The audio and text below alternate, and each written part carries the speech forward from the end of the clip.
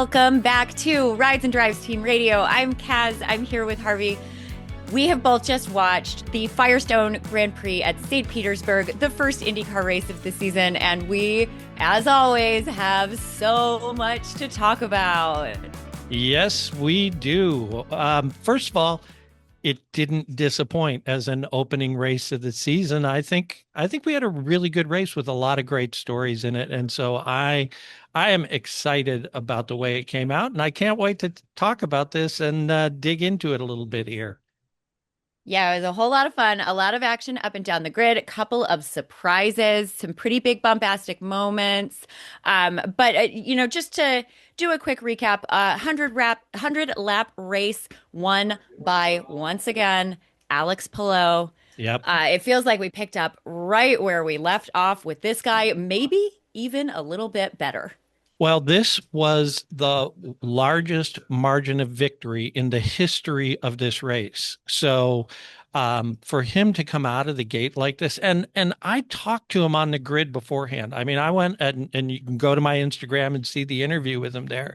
He was not confident that they were going to run away with this. He's like, yeah, I hope that we're going to be moving from fourth up to the front, and that's really the goal. But who knows? And that's the way it is. So in the post-race interview, he talked about that as well. He said, look, we want to win, but we don't go into this expecting to win. We're starting fresh every race. He's such a humble guy. When he was asked at the post race, does he feel beatable? His answer was, unfortunately, yes. Good. And to me, having watched this race, no, Alex didn't look beatable at all today. I was interested last year. I think you're right. He had the biggest margin of victory ever in this race, but he also, when people say, okay, he picked up right where he left off, he opened the season the same way he opened it last year. I Right. disagree. Last year, he didn't qualify as well. And last year, he won the race within the last 25 laps. This year, he qualified within 2/10 of pole position. And I would say he won the race after the first cycle of pit stops. He won the race with that overcut, lap 38 going in, the last car to come into pit on that leaderboard, and then the brilliant outlap that put him. God, I think he was, I didn't write it down, but I'm pretty sure he was something like 5 or 6 seconds up when he came out of that pit stop. Yeah, I think that was where he was, and he just kept extending and extending, and that was interesting because I talked to him in the post-race press conference about the tire strategy and talked about the way he drives, where he's so fast, but he always seems to leave himself margin. And he says, "Well, I'm leaving myself margin um, so I can make the tires last, right?" Yeah. And that's it. He can still drive, 2, 3, 4 tenths faster than anyone else and make those tires last. That's incredible. When we talk about Alex, we always talk about how he's able to find that little extra something, that for some reason other people aren't able to find toward the end of the race, toward the end of the stint, whatever. And this is what he's talking. I think he just has such a great sense of Yeah. what he needs to do early on in order to save that for later, and what other people might think of as leaving a margin for, pushing later, he thinks of as it's a holistic thing for him. It's the race is an overall arc. It's not just these one moment, these few laps, this one moment. Yep. Um, yeah, really incredible race from Alex today. And I think maybe we should. It's very early, Yeah. Yeah. but I You're think maybe we should get comfortable with the notion that we might be looking at another season with a common thread on the top step of the podium and get well, okay with that. yeah, certainly. I mean, he's going to be near at on the top or near the top. Although he said, "Look, when we went to Phoenix and practiced, we didn't feel good about that. So let's see Sure. what happens on the ovals." I think on street and road courses, he's going to be at the top, near the top, every one of those races. The ovals will be the interesting thing to see how they play out. But, their strategy has been great. His driving has been great. although, Ganassi hasn't been flawless with some of the other cars. So, No, but just looking at the 10, everything was perfect. And I yeah, also noted in this race, once again, Alex Palou's incredible luck came into play. There was a yeah, caution, what, like 2 laps after he pit that first time. If he had right. waited even another lap, maybe he wouldn't have been able to gain that advantage from that overcut that we just talked about. So Yeah. I if he's gonna keep up consistency in strategy, racecraft, tire management, and luck, Yeah. everybody else is gonna have a lot to make up for to cover Well, that gap. yeah, and this is it also he just seemed so comfortable. We talked about this Yeah. earlier about the lawsuit being passed him, all that other stuff. He doesn't have anything to prove to anybody, so he's just out there Yeah. racing now. And I think it Looking bodes well great for doing it. him. It doesn't bode well for the rest of the field. Speaking of the rest of the field, let's No. let's talk about some of the other drivers and some of the things that went well and maybe didn't go well. Well, yeah, I mean, we've got the rest of the podium. Great day for both of them. Honestly, Yep. Scott McLaughlin losing one position to Alex Palou. He had a fantastic drive. He had some really great overtakes, some Yeah. places where he looked unafraid. Um, we Well, had an excellent fight for the podium toward the end between Kirkwood, McLaughlin, and Lundgaard. And then, Lundgaard looked like he was going to try and push Scott a little bit toward the end, didn't quite have it left. But right. all three of our podium drivers came out looking really good today. Scott made no mistakes and drove a fantastic race. I think he just came into pit a little bit too early. That overcut proved to be really powerful, but he made up for it. Yeah. That's not a It, problem. it was interesting when he came out of the pits and they got stuck behind. I think it was Ericsson, or no, he got caught He behind gets stuck behind Armstrong. Armstrong and let Ericsson get And the away. move he put on Armstrong around the Right. outside, I believe around the outside at turn 10, which Right. is just like not a normal choice to No, he make, was like, man. I have That's to a get by psycho him. move. Yeah, he Yeah. he knew that his tires were going away. He had to get by him then. He got stuck behind him going into four. And we talked about this before the race that if you're passing someone, you got to get by him before then, or you can't until 10 at the hmm earliest. And he did a great job with that. I thought that was a really phenomenal sequence of the race, and helped And him and then the ultimately. and then the fight toward the end, the one I mentioned, him, Kirkwood, and Lundgaard. I was very impressed with McLaughlin at that point, but you knew it was going to happen. Kirkwood's tires were starting to go. They were or not tires, sorry. Kirkwood was running out of fuel. That's what we were Ah, looking at. He couldn't push nearly as hard. He was running low on fuel. He had to manage his fuel, see, whereas that's McLaughlin interesting. and Lundgaard were able to push more. McLaughlin and Lundgaard also both had more push to pass. So I Right. knew I'm looking for McLaughlin to make his move. He did opened up. Lundgaard though really impressed me there. He Yeah. knew sitting back behind McLaughlin that he was going to have his opportunity and maybe his only opportunity. If you wait too long, you might get stuck for a couple of turns and have to slow down and not have the chance to chase somebody down the way you want to. Right. He was so bold taking that overtake on Kirkwood when he did. He slipped it in at exactly the right second. I think he was running through some marbles there. I'm really impressed with Christian Lundgaard. What a That's great that start for him. that's interesting because part of being at the track, especially if you're covering the race, is you don't really watch the race, right? Yeah. I'm in the pits trying to talk to drivers, trying to get video, trying to do that kind of stuff. So not being able to see the way the end played out, and certainly not having things like you have on TV where you can see how much push to pass they have left or hear Mhm. about the fuel situation for a car. I don't know that where Yeah. I'm standing in the pit. So seeing, Joseph being, I think at one point he was 5.5 seconds behind Alex, and then it just kept growing and growing and growing those last 10 laps. It's like, wow, what happened there? So, Scotty, but yes, point oh, taken. Scotty. Yeah, sorry. Both Penske drivers, and we will get to Joseph because he had a great day as well.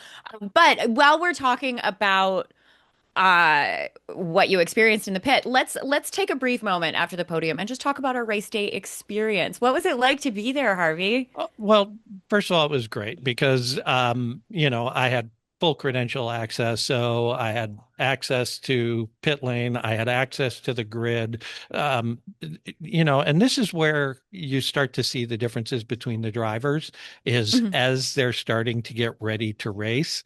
And, to go up to Alex half an hour before he's ready to head down the front straight at 170 miles an hour and have him just be smiling and talking to kids and getting pictures taken with people and then taking 10 seconds 15 seconds whatever to come talk to me with a smile and be gracious about it. And then you look at other drivers like I went up to Hauger and obviously he's a rookie and this is a big deal for him. And I just, I asked, I said, "Do you have time for a question or are you done for the day?" And he said, "I'm done." And so you just step back, Totally let him, fair. Yeah. yeah. And he was ready to put his race face on. So seeing the differences between those drivers and how they talk to you is something you can only experience when you're on the grid like that. So I thought that was pretty cool. The other thing I got to do, and this is just because I've been around so long, I knew a guy who had a big hospitality suite outside of turn 14 there. So, Oh God. I hopped in the golf cart and drove down to, got driven down to the hospitality suite. They had, it was a big car dealer around here. And so they have tons of, food and beverages, and all their customers come in. And that's the kind of stuff at the race that you really start to appreciate is not just, oh, it's for the fans to come watch a race, but also all these businesses get involved in this and they bring their customers and entertain. And it's this whole big party atmosphere and a lot of fun stuff that gets done when you're here at a race like that. That sounds amazing. How was the heat? How'd you I, manage? it was actually good. I don't know what the temperature was, but I never felt totally overheated, even when I was in the sun right at the start of the race. It didn't All feel right too then. bad. So very comfortable. It's not too humid here, all that stuff. So it was, I don't know how the drivers looked coming out of the race, but certainly for the fans, it was very comfortable. And the thing I found about St. Pete, while I think you do want a grandstand seat, and there are a couple of really good places to get a grandstand seat, it's not that bad as a general admission ticket because they do Nice. have a few viewing areas like just before turn 10 there's a really nice spot where you can sit up, you're up high and you can see the cars coming down the straight into turn 10. That's a nice one. I know that there were a couple of other spots around turn 1 and 2 where you can see some action even with a general admission ticket. So um, it when you come down to races like this, and then you really get the feel of it. And I think first of all, the grid was packed with people. So it's the first race of the season. Everybody wants to be here. Everybody wants to get their access. So it's just this great giant party. And everyone really appreciated the activity and everything that went on. I had some friends meet me here also, and this was their first IndyCar race, and they were just blown away by how cool it was and how much I fun it love was. that. I love the couple of friends who I've gotten to events and to watch races with me on TV. They're always, it seems like people don't really know exactly how cool IndyCar is until they take a peek and watch it for themselves, and they Yep. pretty much become fans immediately after that, Yeah, so always. so talk about the TV experience because obviously I didn't get to see that. Yeah, look, first and foremost, the race was not disappointing. I, Mhm. I am very, very happy with what I watched in general, but I think that there were some missteps in the broadcasting. And so I just like to make a few suggestions to Fox for the Cool. future in order to make the race watching experience just a little bit kinder, a little bit easier. At the end of last season, we talked about the graphics, Hmm. particularly the leaderboard, and I still have some issues. There's more information that we could have in a very, very clean way that would not interrupt anything and absolutely enhance our viewing of the race. My biggest thing that I want to see them do is include tire information. I need to know what drivers are on which tire at any given point. They on Hmm. occasion pop up a little circle next to the driver Right. name that lets you know which tire they're on. But in this particular race, there was a lot of debate about whether this was going to be a red race or a black race. We Right. didn't really know what the preferred compound was going to be. And as we're approaching the first pit window, it would be really great to know who started the race on reds and who started the race on blacks. That would be so very helpful to the viewer. And it could be achieved super easily. You don't even need to have those circles running the whole time. Everybody who's starting on the alternate red tire, highlight a small portion of their spot on the leaderboard in red.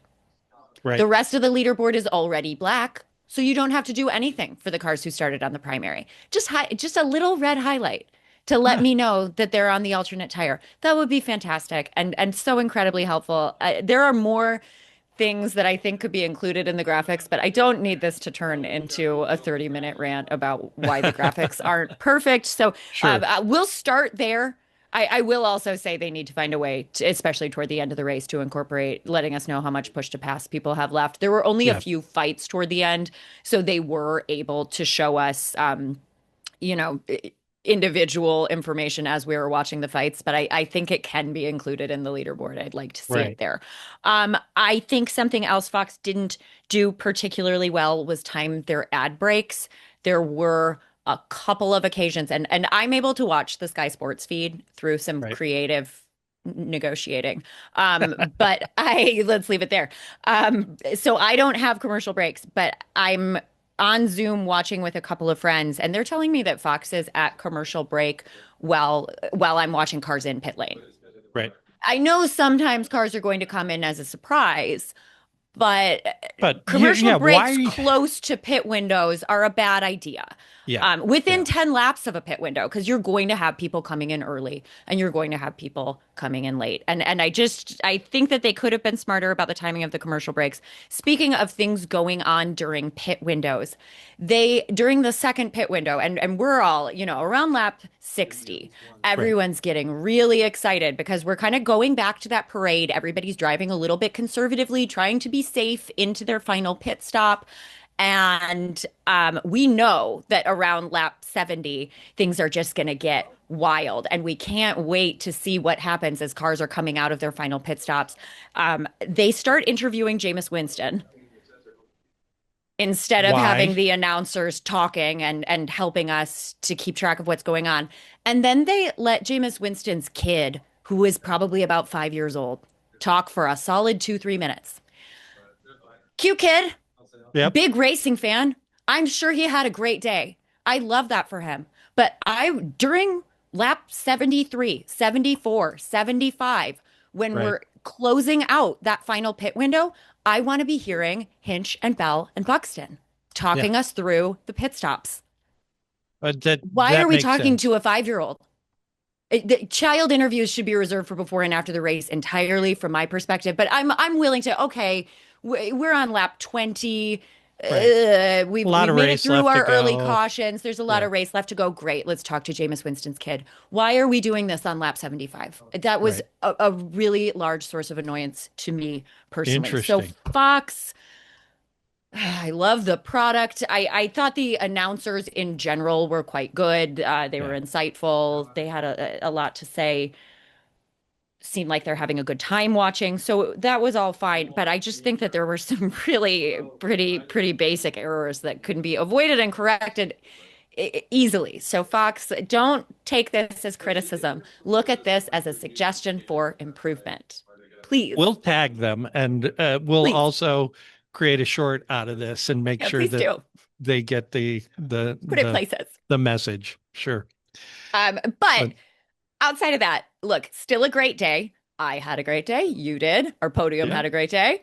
But so did a lot of other people. And I think that the first driver who I want to look at seriously for this year, Kyle Kirkwood, had a fantastic day. I think so. Yeah. I mean, I had picked him for my biggest mover. Unfortunately, didn't quite get there, but But you um were close. Yeah, I was close, and he really ran. He just ran strong, and he was consistent. Andretti with him was consistent. So, it'll be interesting to see how that plays out with the team and what they can take away from this race from his performance that can help the other drivers. Right? Yeah, I think, and we'll talk about Marcus Ericsson in a little bit, but when you contrast Kirkwood's race and Ericsson's race, Andretti made the right decisions with Kirkwood. They brought Yeah. him in at the right time. He did. It would have been pretty wild for him to finish in second, even on the podium at all, Right. after starting 15th. So toward the end of the race, him running low, not out, running low on fuel, and Yeah. having to kind of allow both McLaughlin and Lundgaard to put those moves on him. That's not a bad. It's a little bit of a bummer that he couldn't hold out those last 6, 7 laps, but Right. ultimately that is still a fantastic drive. Yeah. Excellent day for Kyle Kirkwood and great choices by everyone at the Andretti team. They brought him in at the right time for pit stops, and he, as a driver, was able to put the right moves in at the right time. Another guy who put in a lot of moves today is Joseph Newgarden. Yes, Whoa. he was the biggest mover of the day, and we knew that he was going to be fast, and Yep. we knew that he could pass a lot of people. Would things fall the way they needed to fall? Would Penske's, some of their bad luck not be in play? All those things, and it seemed that, maybe that's behind them now because Oh, he, well, it's one race. Let's not, yeah, it's one race. But yeah, and Joseph did this, talking about Penske bad luck. Joseph did this a number of times last season where he was staging a really awesome recovery drive for some reason or another, and then ran into either a personal mistake from him or something stupid like your seatbelt's not functioning and having to retire. I think that this is a great day for him. Another complaint I have about the broadcasting is that I didn't think we got to see enough of him, but I understand why, yeah, because ultimately you're going to want to show us the action a little bit further up. I wish they had gone to him more frequently, knowing the kind of driver he is and the amount of overtakes he would be putting in. I wanted to see more of those. I can go watch them later, though. yeah. That's fine. No, but the thing, when you talk about good day, I think Penske had a good day. Yes. That the team didn't have any self-inflicted wounds. Now, Malukas did when he flat spotted the tire and then the tire went away and that hurt him, but Yeah. it wasn't anything that the team did. No, you're So right. I feel like um, for one race, and we can't project tons of things, but I mean, Scotty talked about this on the podium afterwards. He said, "Yeah, we feel like this is just building on what happened at the end of last year, where we really felt like we got ourselves back to where we needed to be, and it feels like they're continuing that momentum now as a team." I want my Penske back.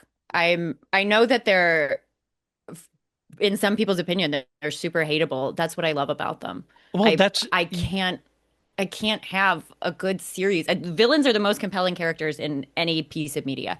I need exactly. my villain. Bring me Team Penske back. So I'm Yeah. really hopeful after. You're right. I'm hopeful. I'm not ready to say it yet, but I'm hopeful. Yeah. Yeah. Who else had a good day? Oh my God, Rinus VK. What a guy. Rinus VK really was looking strong preseason and then came into qualifiers and sort of disappointed us. And I kind of sit there thinking like, okay, well, maybe he's not making the steps that we're expecting him to. He's starting 19th, moved up 10 positions. That's only behind Kirkwood and Newgarden, both of whom we just talked about putting in incredible performances. Rinus VK going from 19th to ninth is fantastic. And it says really good things about him. But I think that it's also really, really impressive for Juncos Hollinger. Mhm. They're taking a chance on him as much as he's taking a chance on them. And we have a lot of, there's kind of this narrative about him coming home to his new team and them learning from each other after some time apart. I'm looking forward to seeing them continue to grow. I think it bodes well for them this first race. Yeah. I liked his drive, and certainly thank goodness for him on that team because the other driver didn't help them at all. Um, but Oh yeah, no. it's interesting to see a team like that pop up, right, and finish top 10. And that just confirms what everybody talks about with IndyCar is that the competition is so close that Yeah. it you can't write a team off, any team. And we No. saw that even, in the qualifying when Dale Coyne cars qualified that well. I Why? How? Whoa. You Yeah. know? So And you know what? Speaking of Dale Coyne, let's just take a moment to say that I think Romain Grosjean also had a very nice day. yeah. He lost two positions, but it's his first IndyCar race back. He's shaking off the rust. Still finished in the top 10. Um, did not cause any kind of incident or get himself involved in anything dicey looking, which let's Right. be honest, Roman has, mixed it up a little bit in the past. At this very circuit, he's Yep. had a notable incident. So I'm happy to see him have such a clean, successful day. That looks great. It's not nearly as flashy as anybody else on this list, but it's still Okay. a really great start for him. Yeah, and Hauger, considering he's a rookie, not a Yeah. bad start, right? So I think those guys acquitted themselves well on this. I think Rossi also is another person that we talk about having a good day. And you saw this more on TV than I could here at the track, right? Yeah, Rossi came in under the first caution to swap tires. He started at the very back. So for Alex Rossi to have, I'm going to check the exact number just because I want to make sure. That's what I thought. Yep. He started 25th and he moved up to 16th. It's not an incredible finish, Right. but it's a really great amount of movement to be able to start at the back and move up to 16th is fantastic. And I think the reason he was able to do it is because of how smart he is in his decision making, coming in early and kind of changing the trajectory of his race there, putting himself Right. on an alternate pit stop strategy worked out for him. Scott Dixon is the only other driver who came in under that window. A little bit more evidence for that being a move that an experienced and smart driver might make. Right. Unfortunately, Scott Dixon is on our list of drivers who did not have such a good day. So let's get started with him. Why not? What a bummer. Yeah. Yeah, to have that happen, to have a wheel nut come loose and, end your race that way. We saw that happen last year to Penske. Yeah. So let's And hope that, it's much more surprising from Ganassi. yeah, let's hope that doesn't bode for future luck for Ganassi. But that's the stuff that the drivers talk about is it's so close that hmm one little thing going wrong can change everything. And that's why Alex doesn't take it for granted. Pato doesn't take it for granted. Those guys, they're all running hard, right? Yeah. Now, a mistake was made by Stingray Robb. Yeah. Stingray Rob, Ugh. if we were still doing our bad boy of the day, he would He get it. was so bad. Um, We were it all was, so excited to see Mick. yeah. I'm really bummed that we didn't get to take a look at him more closely at this Right. race. But it was so frustrating because he was one of the guys I talked to on the grid beforehand, and we had a nice little chat, and he was like so excited to get going, and he really I felt like know. he was confident and in himself. And yet to go in hot when you have cold tires on the first lap, right, like that, and take two of your competitors out of the race, it's just he got called into the official's office afterwards, and we're going to see what happens. But And if I'm JHR, at some point you got to say, I don't care how much money you have, what you bring to the team. If you can't stop making these mistakes, we need to figure something out, right? yeah. And it feels especially cruel that he was the only driver who was able to drive away. Ferrucci and Schumacher both ended their races. Stingray didn't even finish last. Stingray finished 21st. He only lost one position. Right. It feels especially cruel that he didn't get his race ended by his own mistake and yet took out a couple of guys we were really Yeah. looking forward to seeing. He seems like the nicest guy in the world. He is. I'm sure he's really frustrated with himself. So I'm not, I don't want to rub salt in the wound or anything like that, but real bad move. And I agree at some point, JHR has got to look at him and say, money might not be enough. If you're not scoring points, that's one thing. But then if you're actively causing incidents, that becomes Yeah. I the mean, money that you they're going to have to spend to fix up cars is to fix already, yeah. cars and then the fines you're going to get as a driver from things Hmm. like that. Those are all issues and things that are going to play into this moving forward. So we'll see if he can redeem himself next week in Phoenix. I Who hope knows? so. Yeah. I personally root for him, so Yeah. I really hope so. I think Um, uh, the other guy who had a bad day was Will Power. yeah.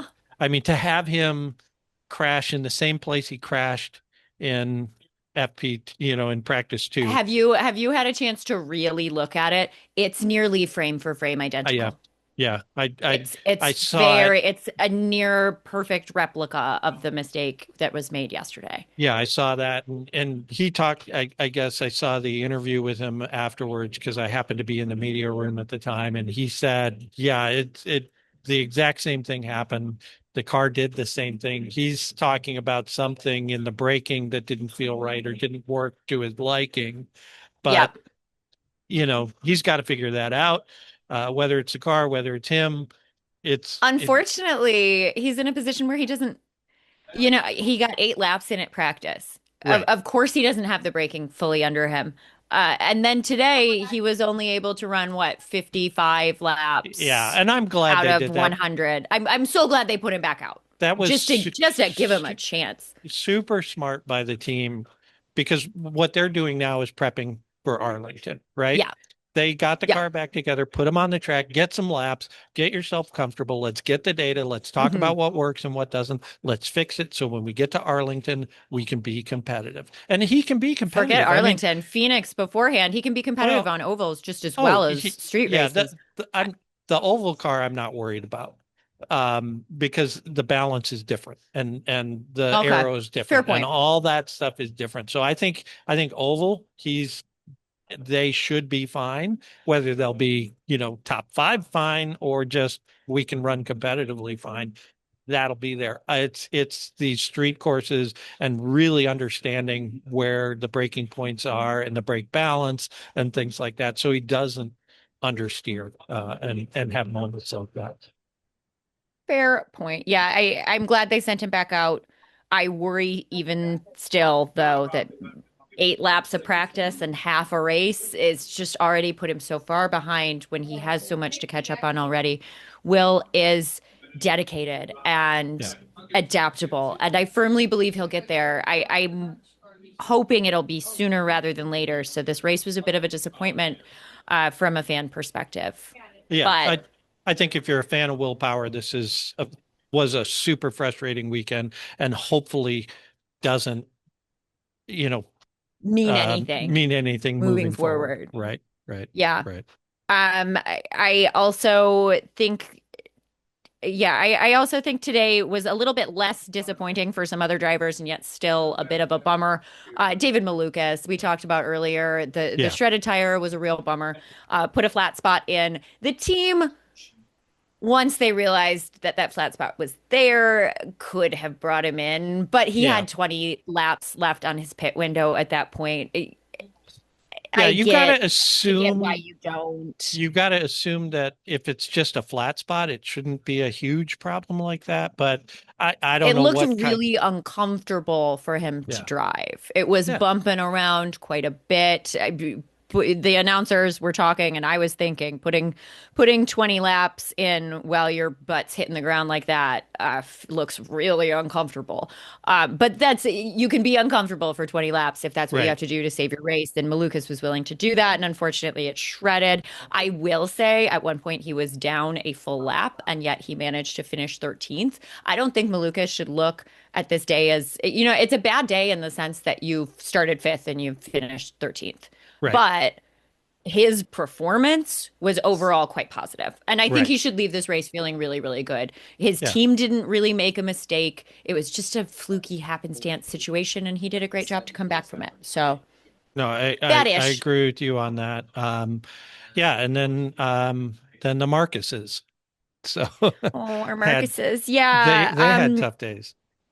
And mixing it up with each other a little bit as well. I thought that the move that Ericsson put on Armstrong, or the Yeah. defensive move, was quite aggressive. Yeah. I also think that Armstrong made a mistake going wide when he did. I was really surprised that no race officials took a look at that. Not Yeah, even taking a look. I don't know. It I was mean at that borderline. point, you know, you're not going to get the space. So just back off, keep your position, wait to live another day. But you're a racer, and Yeah.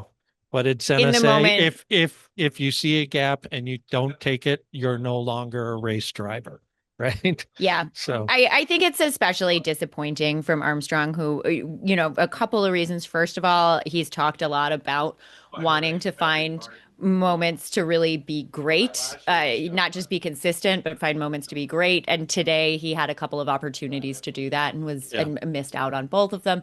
Outside of a few errors, he had a great drive.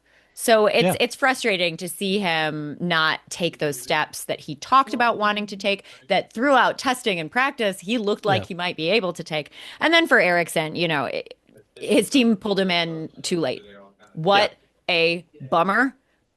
It ended what could have, he would have been fighting for the podium, I'm sure of it, if he had come in a lap earlier. They all talked about where's the cliff on these tires. Right. Ericsson found it. He found Ericsson it. found the cliff. Yeah. That's what it is. How slow was that in lap? Did I specifically, I was it don't have the specific data, but he was just getting brutally passed. I mean, like, right? both McLarens at once soaring right by him. It was Right. just a really, you could tell that he was driving with different machinery than everybody else around him. Yeah, that's and it's interesting because we talked about Andretti as the team that felt like they could challenge Ganassi, and if they want After to be today, it's that, looking like Penske. yeah, they can't make those mistakes if they want to challenge Ganassi. They can Yeah. they've got to get that timing right. And I know this is the first race and the tires were new and all that stuff, but you got to be able to read your data. Yeah. Not to be critical, but we're going to be a little critical, We're going to be a little critical because that's why we're here, because that's the you game. know? Um, I think that that's pretty much the summary of the worst of it. Yeah. But I do want to check in on the rookies as well. We Yeah. talked about Mick Schumacher a little bit. Unfortunately, we didn't really get to see much from him today. We I talked did about see I Hauger a did see little his bit. I did see Mick's interview after the race and he seemed very centered about it. The fact Okay. that, look, this is racing. This happens. I'm not going to stress about it. It's nothing I did. So let's move on to the next race. And I've got 16 more races to run or whatever it is. And we're going to see what we have then. I think this is a situation where his many years of experience at other high level racing series comes in handy. He understands that so Yep. very well that you can have your day ruined by something that's not your fault, and you can't stress about it. You just need to move on and focus on the next race. So that's Yeah. I'm looking forward to seeing him in Phoenix. I am a little disappointed that his first outing is not going to be, or his first real outing is not going to be a track type that he's familiar with. Right. But we'll see it soon enough. This is a great calendar with a lot of opportunities for him to show what he can do on roads and streets. Yeah. So I mean, you've we got talked a Arlington, little. you've got Barber coming up. Both of those things are going Mhm, to play to his strengths. So we'll see what he has when we get there. definitely. We talked about Hauger a little bit. I think he looked really strong early in the race. I think he just ultimately couldn't hold on against some real, like legends in the making. Well, I mean, he had Alex Palou starting right behind him. No surprise that he lost that position right away. Right. And he still held on inside the top 10 for quite some time. Toward the end of the race, dropped down. I'm still pretty impressed with him. He didn't make any rookie mistakes, which I No, thought he stood a we chance of doing. yeah, we Good talked day for about that Hauker. yesterday. The thing you worry about when a rookie is starting that far up on the grid is that something's going to happen in that first lap. And this is a track where something can happen on the first lap, as we saw. He played it cautious, and that's okay for your Yeah, first race, definitely.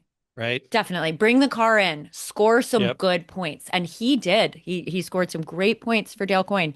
Yep. And then finally, Caio Collet, I also tentatively think had a pretty solid day. Caio Right. started 24 and finished 17. He made three Yeah. passes on track. That's great Yeah. for a first outing.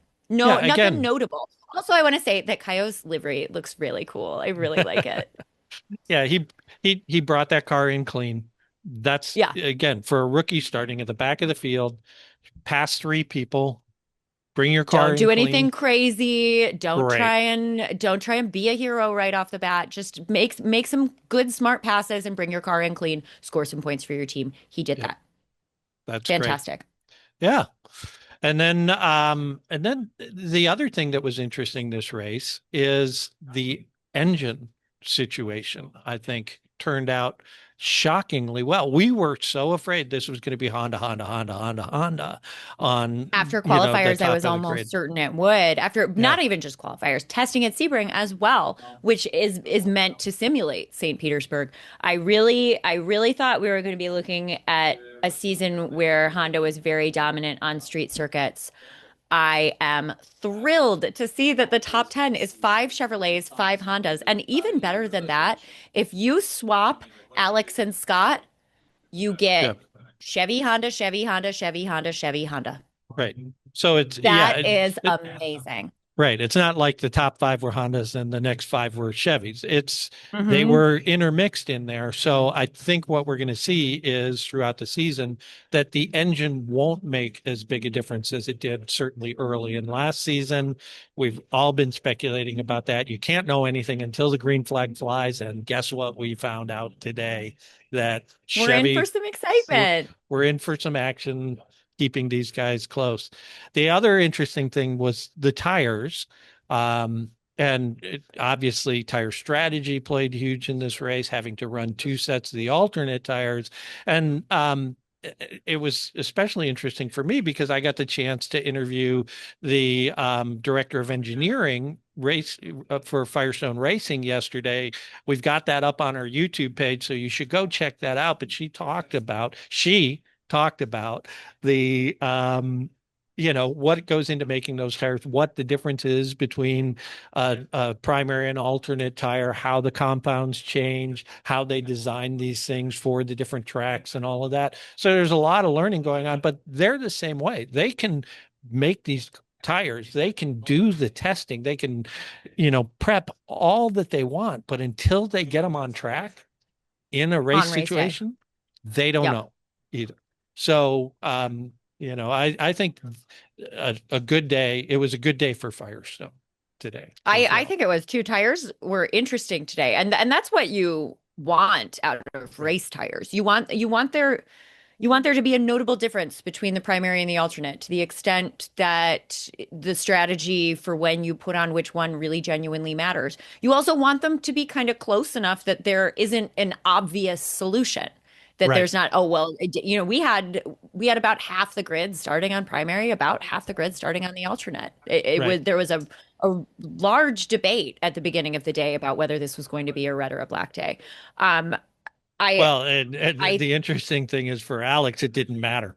He no, started I on know. he started on alternates. They ran He alternates he twice had and the then finished strategy on the that black. Well, it was interesting because when they said we're going to finish on the black, you're like, oh, maybe that'll give someone a chance to catch him on that last stint. But they were good no matter what tire they had on that car. I do wonder if Kirkwood had not been running low on fuel and having to conserve if there was a point toward the end of the race, I think 20 laps to go, where he was 5 seconds behind Yeah. Alex after the final pit stops shook out, and Kirkwood was on new reds, and so I did wonder, is Hmm. this going to happen? But the 5 second lead held pretty Consistently. solidly the entire time, and then it just dropped. Yeah, So and I think that's one of the things that Scott McLaughlin talked about in the post race. He said it wasn't so much that there was a big speed difference between the two compounds, but there was a big feel difference, and which one felt better. And he said my car just felt better on the reds.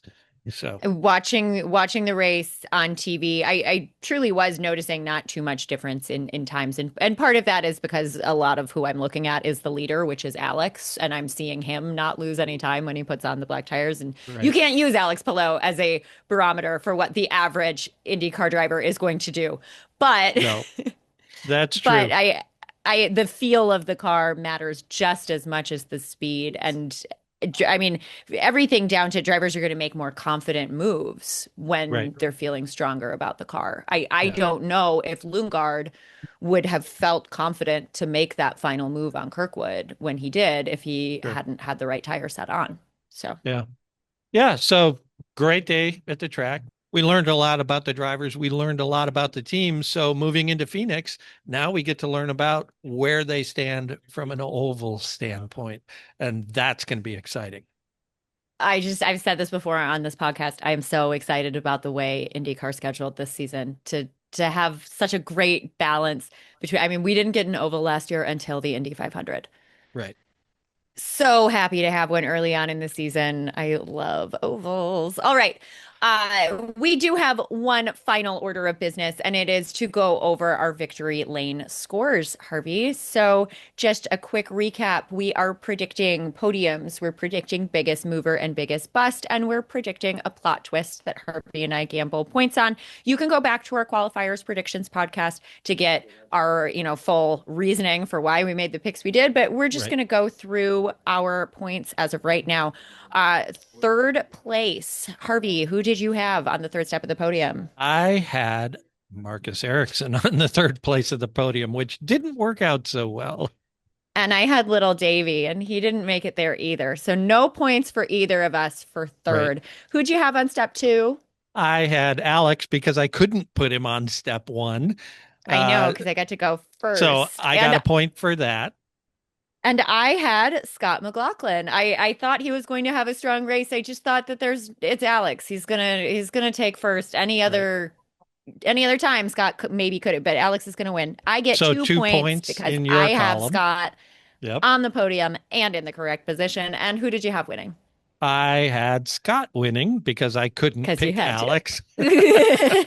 So I got a point And for I that. had and I had Alex winning. So that is another +2 for me. After the podium, I am looking good. Let's keep going. Biggest Yeah. mover. I love picking first. I'm gonna hate next week. Biggest mover. I had Joseph Newgarden Right. starting at And I 24. wanted to take Joseph Newgarden and I Who couldn't. wouldn't have? Yeah, but I took Kyle Kirkwood who had a great race and maybe would He have was been the second second biggest biggest mover. mover. So Joseph fine. Newgarden So moved up 16 positions. Kirkwood moved up 11. you know That's what that great. means? You know what that proves? We know a little bit about what we're talking about. Just a smidge. Just a Just a bit. tiny smidge.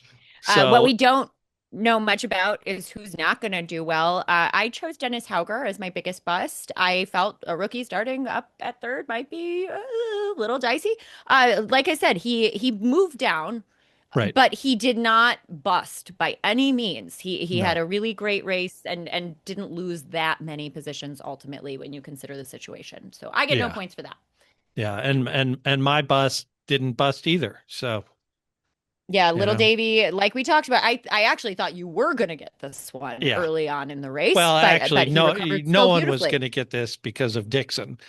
I mean, not Dixon, because of Power. because of Will. Yeah, Yeah. unfortunately, finishing 43 laps behind, that's just not. It doesn't matter where you start. You're not gonna.